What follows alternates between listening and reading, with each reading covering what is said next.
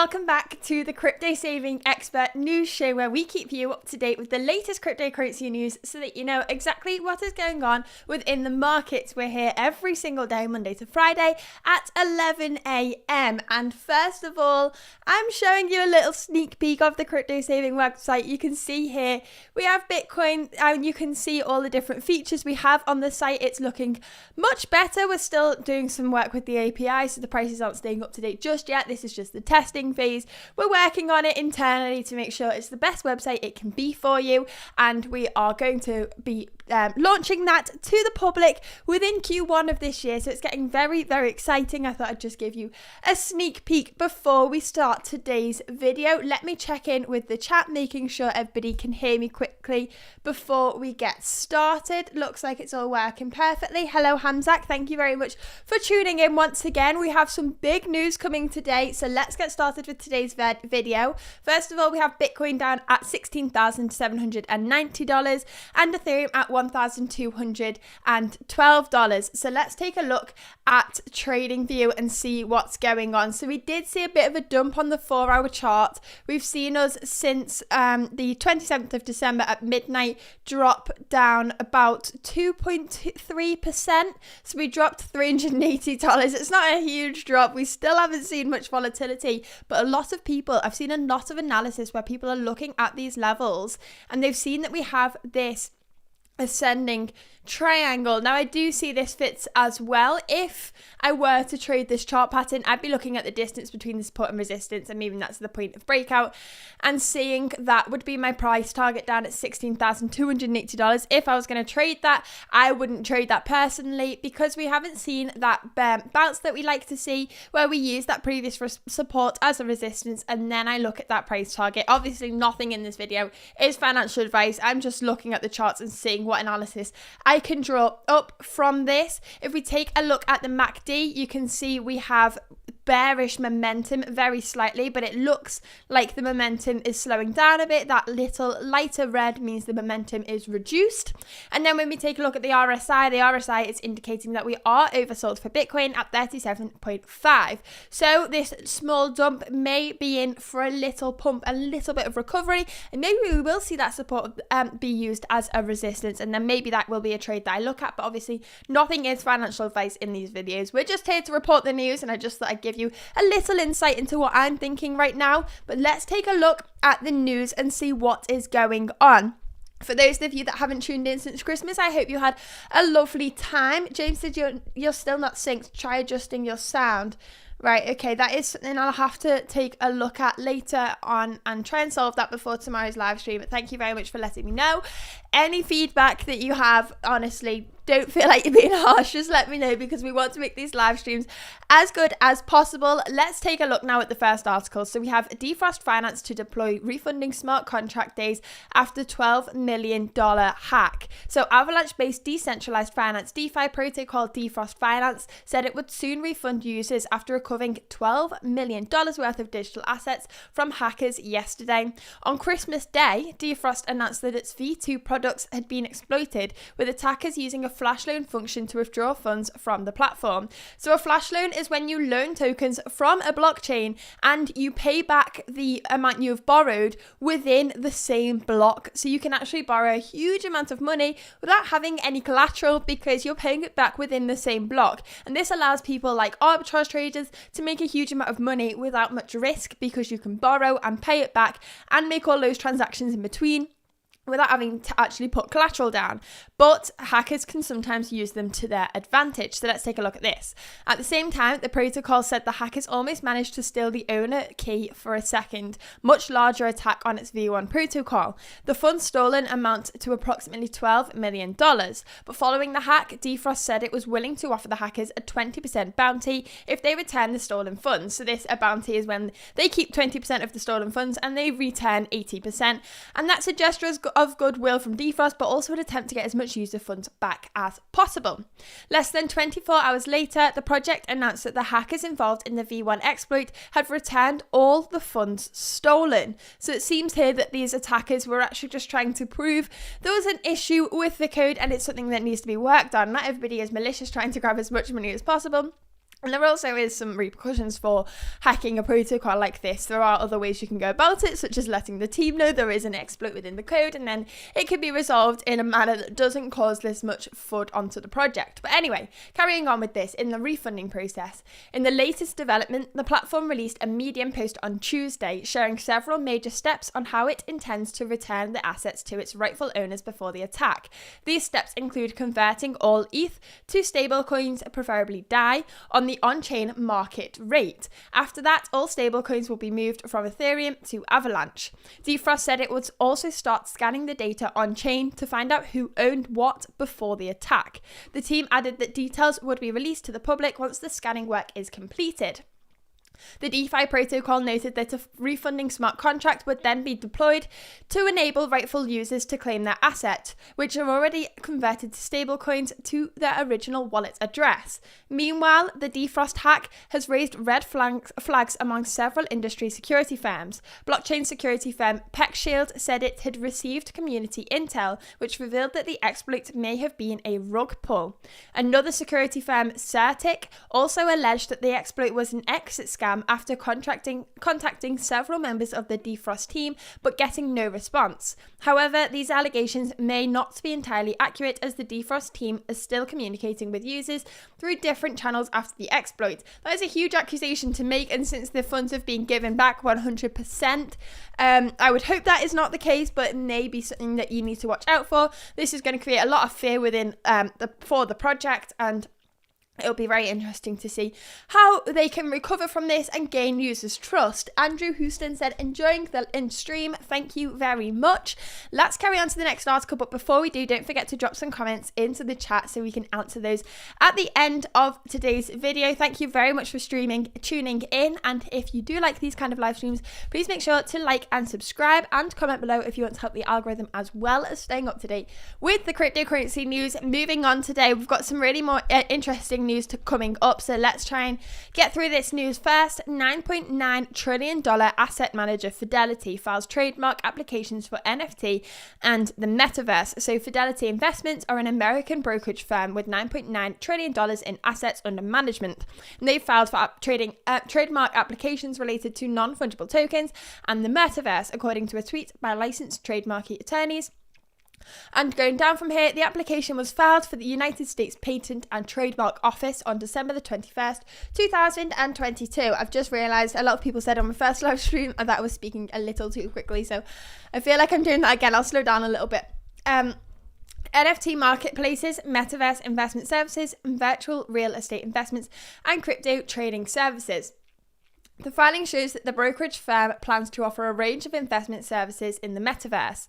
These services include investment management, retirement funds, mutual funds, and financial planning. So this is positive. We are seeing adoption within the space. If you want to see more of the article, go over to Crypto Saving Expert on Medium. But today we are going to continue with the next article. We have Kraken to exit Japan for a second time due to weak global crypto markets. So the US-based crypto exchange Kraken has announced its intends to exit the Japanese market and cease all operations in the country. The team at the exchange added that it would re-register from Japan's Financial Services Agency on the 31st of January 2022 and recommended its customers withdraw their funds from the platform before the date. Crypto and fiat deposits will also be suspended on the 9th of January. The exchange has also waived withdrawal limits for January to ensure that all customers' funds have been taken off the exchange before the deadline. As to why Kraken is exiting Japan, the team at Kraken said, crypto market conditions in Japan in combination with a weak crypto market globally mean the resources needed to further grow our business in Japan aren't justified at the time. As a result, Kraken will no longer serve clients in Japan through Payward Asia. And this is Kraken's second attempt of leaving Japan.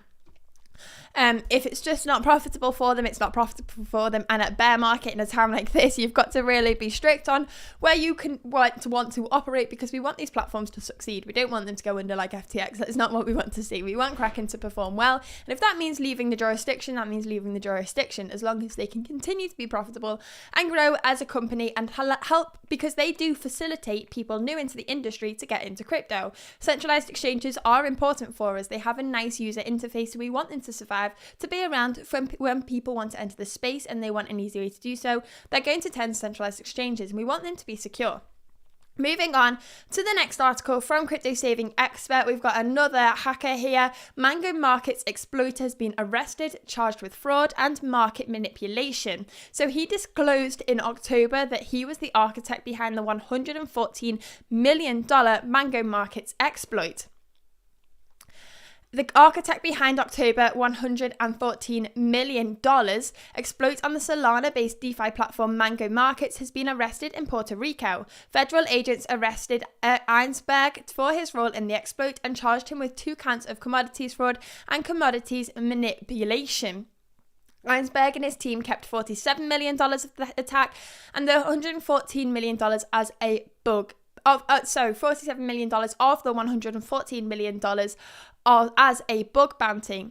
The price effect was huge taking a look at this, but again, we'll move on to the next news of today's article. We've seen a pretty interesting article from the New York Times. We'll take a look at this article. You can make your own judgments on what you think about this, and then we can head to Twitter to see the reaction it's got over there, because it's quick to say people aren't very impressed. Let's take a look at this. In the Bahamas, a lingering sympathy for Sam Bankman-Fried. Residents have a generous view of the disgraced FTX founder who has been accused of misusing billions of dollars in customer funds.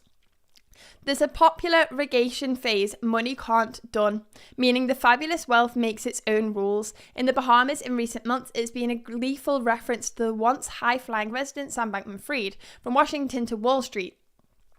Taking a look at the Twitter, let's take a look at Twitter first.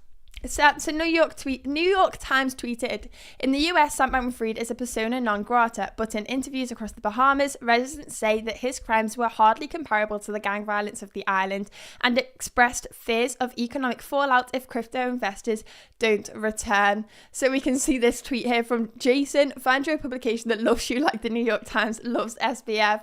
We can also see this one. I missed this one from the New York Times yesterday. They are one step from nominating SBF for the Nobel Peace Prize. And if you literally just go on Twitter and search SBF New York Times, you can see a huge amount of tweets of people saying, what is going on? It just doesn't make sense. The New York Times has a major conflict of interest with SBF. This is purely corruption on display. And many people are believing this. Over on Twitter, it was a very strange article for them to write. If you want articles that aren't biased, make sure to check out cryptosavingexpert.com, because we don't have biased news here. We just want to publish reliable news that you can trust. And to get involved and be up to date with the latest cryptocurrency news, you can go over to our Medium page where we publish articles every single day, or you can sign up to our website. If you go to cryptosavingexpert.com, you can't see what I've just showed you there. That was a little preview. If you go to cryptosavingexpert.com, you'll just land on the landing page, and you can go to sign up over here, put all your information in, and then you will be one of the first to check out the new site. We also post all of our news on Twitter at cryptosavingexpert, and you can stay up to date on the news over there as well. Moving on from the next article, you can see all the fights on Twitter for yourself if you just search SBF New York Times. But we're going to move on now to the headline of today's video. So we've got the headline today, FTX are dumping tokens right now. And it seems they are. We can see here, Alameda has started dumping tokens again just days after SBF arrived home. Sol, LDO, and APT are amongst the most affected, dropping 10% in a matter of hours. So I've actually pulled up the wallet address here. It seems they're sending their cryptocurrency to mixers. Now, this could be Sam Bankman-Fried. I doubt it. It could be other people working in FTX. It's too soon, I think, for the liquidators to be doing this. But let's take a look at the tokens that are being affected. So first, let's take a look at Solana. Now, Solana's had a huge effect over the FTX space and collapse anyway, because Alameda Research and FTX were so heavily invested into it. We've seen a huge decline. This is after the FTX collapse, and now you can see we are down at $9.98. Now, considering in the peak of the bull market, Solana was up at $250. This was actually a token I was really interested in. I think I made this call down at about $30, so it was almost a 10x for me, and it was doing pretty well. I was pretty happy with my investment at the peak of the bull market.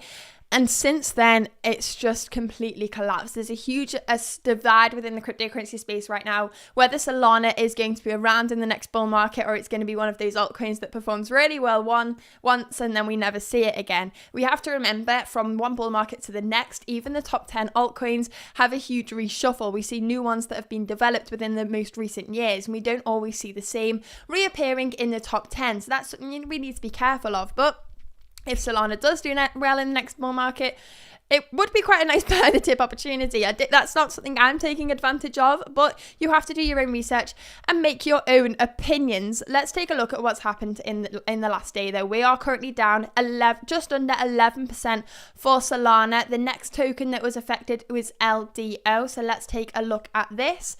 LDO. Have I searched that? No, I've not searched that very well. I think it's because I've made my tab too short. Right. LDO. Lido DAO. Let's take a look at this. We are currently down 12.33% for this on the 1 day. If we take a look at the 7 day, we were up at $1.09 just yesterday, and now we are at 93 cents. That is a huge decline for that token as well. And finally, let's take a look at APT. Now, holders of these will be heavily affected from this. It's a huge decline. We are down 9.82% here as well. So it's not looking good for the altcoins at the moment. And this is just going to, even though it's only affected a couple of altcoins directly, it's going to negatively affect the entire space. And this is what we see during the bear market. When you think things can't get any worse, they get even worse. That is just what happens within a bear market.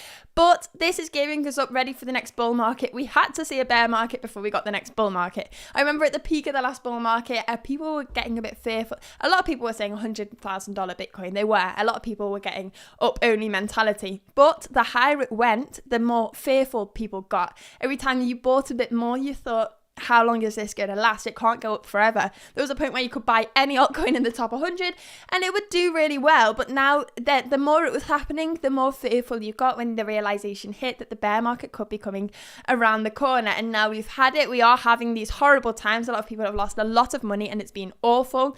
But the worse it gets just makes you think it can't get much worse. Surely. Sometimes it does get much worse. But now we've had these horrible a series of events, the domino effect since the UST collapse. I do believe we are towards the bottom and things can only start to get better from here, really. We may see a bit more of a dip in terms of the price of the market, but in terms of FUD and fear created within the markets, I think we've sort of hit a maximum. Let's take a look at the fear and greed index actually to see what's going on over there. This is a really good measurement to use. It's at alternative.me and you can see here, fear is at 28. Now, I'd expect this has gone up over the last couple of weeks since FTX collapsed. FTX collapse caused a huge decline, but now we are at this 28 level.